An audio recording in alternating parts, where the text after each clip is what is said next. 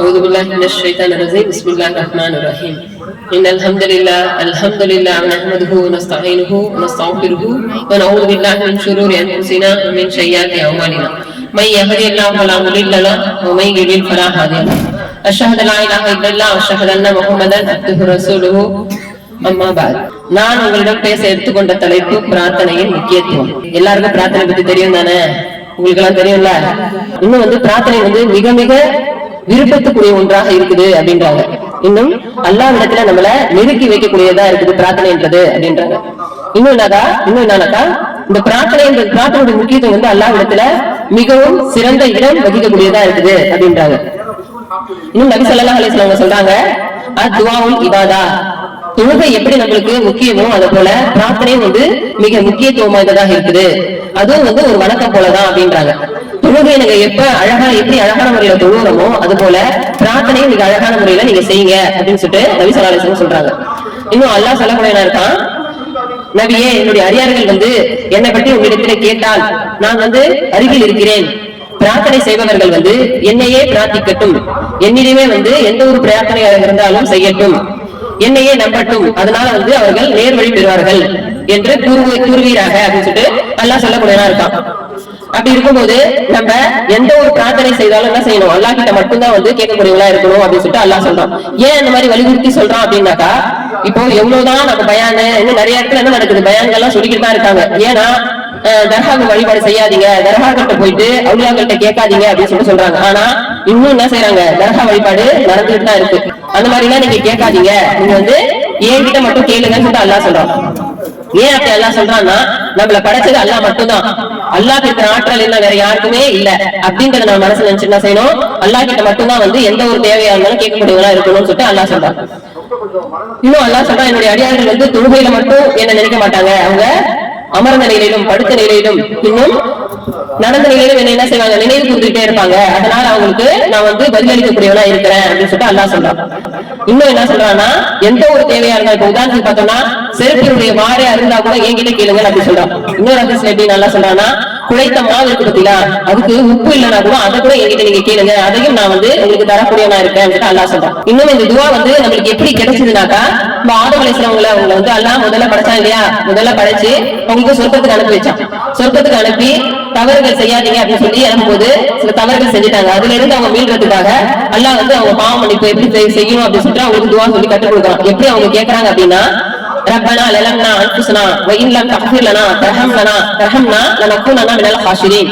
ஏவா, எங்களுக்கு நாங்க நஷ்டம் விளைச்சிட்டோம், இதுல இருந்து நீ எங்களை மன்னிக்கலனா நாங்க நஷ்டவாளிகள் என்று ஆயிடுவோம், எனவே எங்களை மன்னிப்பாயாக அப்படின்னு சொல்லிட்டு ஆதம் அலைஹிஸ்ஸலாம் துவா செய்யறாங்க. அவங்க செஞ்ச துவாவின் மூலியமாக தான் இப்ப நம்மளுக்கு இந்த பிரார்த்தனைன்றது நம்மளுக்கு கிடைச்சிருக்கு. இப்ப நம்ம சிறு பாவங்கள் செஞ்சாலும் சரி, பெரிய பாவங்கள் செஞ்சாலும் சரி, என்ன செய்யணும், அல்லாஹ் கிட்ட பாவ மன்னிப்பு கேட்கக்கூடியவங்களா இருக்கணும். இன்னும் அல்லாஹ் சொல்றான், உங்களுடைய பிரார்த்தனைகளை 3 விதமாக ஏற்றுக்கொள்ளக்கூடியவனா இருக்கா அப்படின்னா, முதல்ல நீங்க கேட்ட உடனே உங்களுடைய பிரார்த்தனைகளை எல்லாம் நிறைவேற்றக்கூடியவனா இருக்கான். இன்னொன்னு நாங்கக்கா, நீங்க கேட்டதை விட சிறந்ததை உங்களுக்கு தரேன் அப்படின்னு சொல்லிட்டு அல்லாஹ் சொல்றான்.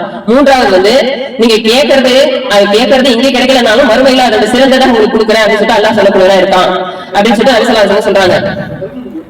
இன்னும் நம்ம பார்த்தோம்னா இன்னொரு ஹதீஸ் நபி மூஸா அலைஹிஸ்ஸலாம் இருக்காங்கல்ல, அவங்க காலத்துல ஃபிரௌன் மிகவும் கொடுங்கோல் மன்னனா இருந்தான் இல்லையா, அவன் என்ன சொன்னான், நான் தான் இறைவன், என்னதான் நீங்க வணங்கணும் அப்படின்னு சொல்லிட்டு ரொம்பவும் எல்லாரையும் கஷ்டப்படுத்திட்டு இருந்தான். அப்ப அவங்கள்ட்ட அந்த ஃபிரௌன்ல பாதுகாக்கிறதுக்காக மூஸா அலைஹிஸ்ஸலாம் அவங்களுடைய கூட்டத்தை அழைச்சிட்டு போகும்போது என்ன செஞ்சான், ஃபிரௌன் அவங்கள துரத்திட்டு போகக்கூடியனா இருந்தான். பின்னாடி ஃபிரௌனுடைய கூட்டம், முன்னாடி பார்த்தாக்கா கடல். அப்போ அல்லாஹ் கிட்ட பிரார்த்தனை செய்றாங்க. என்ன பிரார்த்தனை செய்றாங்கன்னா, இறைவா நீ எங்களுக்கு உதவி செய் அப்படின்னு சொல்லிட்டு அங்க நின்று பிரார்த்தனை செய்றாங்க நம்பிக்கையோடு.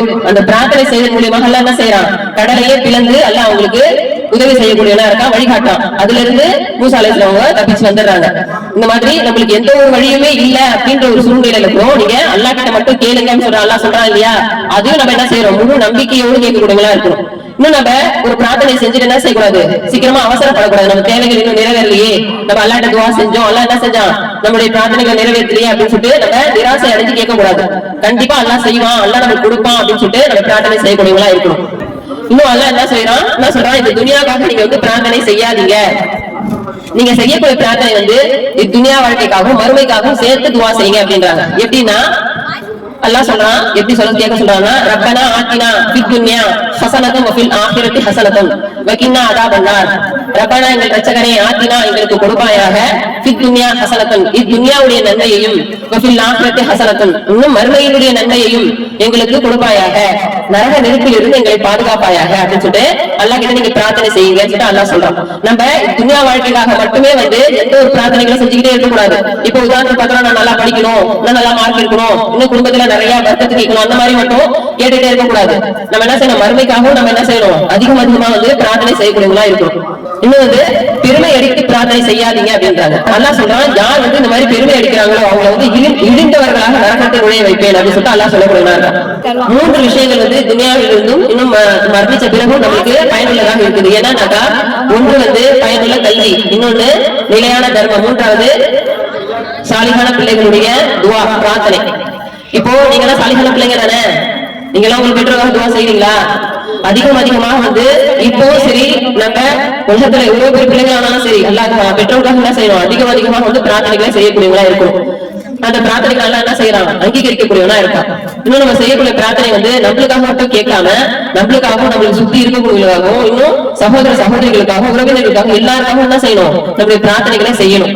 இன்னும் பிரார்த்தனைகள் கெட்ட பிரார்த்தனைகள் கேட்கக்கூடாது. ஏன்னா இப்ப நம்ம நல்ல எண்ணங்களை வச்சுக்கிட்டு பிரார்த்தனை செய்யக்கூடியவங்களா இருக்கும். கெட்ட எண்ணம் வச்சு நம்ம பிரார்த்தனை செய்யும் போது, இப்ப நல்ல பிரார்த்தனை செய்யும் போது நம்மளுக்கும் அது கேட்கணும் கிடைக்கணும் சொல்லிட்டு அல்லாஹ் சொல்றான் இல்லையா?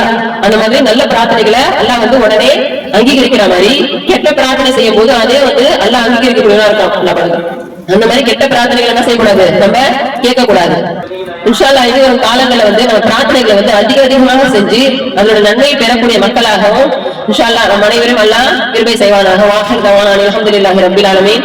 அஸ்ஸலாமு அலைக்கும் வரஹ்மத்துல்லாஹி வபரகாத்துஹு.